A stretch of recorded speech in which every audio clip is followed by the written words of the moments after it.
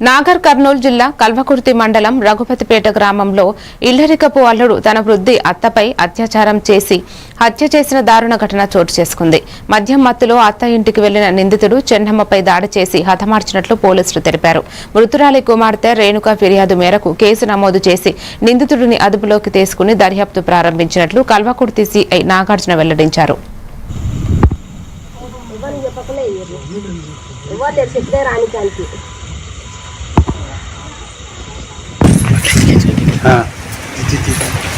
నేను రఘుపతిపేట గ్రామ సర్పంచ్ను. రాత్రి మృతురాలి చెన్నమ్మపై అల్లుడు రాఘవేందర్ తాగిన మైకంలో అత్యాచారం చేసినట్టుగా చుట్టుపక్కల వారు మాకు సమాచారం ఇవ్వడం జరిగింది. ఈ ఘటనపై మేము పోలీస్ శాఖ వారికి సమాచారం ఇవ్వడం జరిగింది.